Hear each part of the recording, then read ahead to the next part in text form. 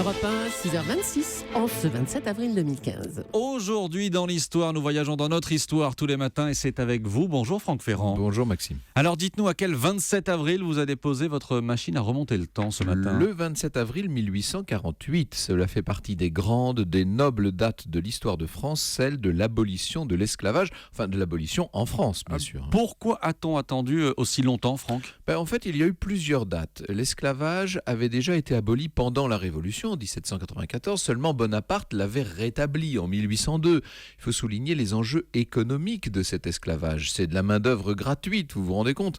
C'est d'un cynisme total ce que je dis, mais c'est ainsi.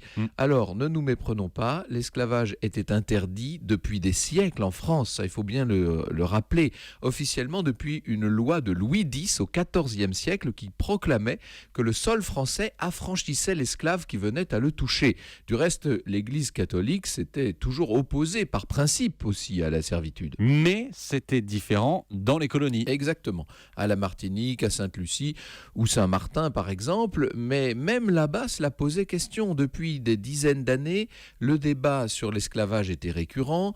Au XIXe siècle, les libéraux se battent très très fortement pour l'abolir. D'abord pour abolir la traite et puis l'esclavage en soi. Mais d'autres freinent ces avancées en arguant notamment du fait que les esclaves ne seraient pas prêts à assumer la liberté. Alors quel va être le déclencheur? Parmi les abolitionnistes, l'un des plus fervents, c'est Victor Schœlcher. Il a écrit des livres sur la question, il connaît très bien le dossier. À la chute de Louis-Philippe, au moment de la Deuxième République, il est nommé sous-secrétaire d'État et le 27 avril 1848, 12 décrets sont présentés. C'est l'émancipation de tous les esclaves. 248 000 seront libérés. D'autres pays vont entamer bientôt le même processus d'affranchissement. Mais ça, n'est-ce pas, ce sont d'autres histoires. Et l'histoire, on la retrouve avec vous, Franck, tout à l'heure à 14h sur Europe 1. Oui, et nous reviendrons sur la vie du peintre des peintres, Velázquez. Ah, Velázquez, au cœur de l'histoire, à 14h, donc sur Europe 1. Merci Franck Ferrand, à tout à l'heure. Bonne journée.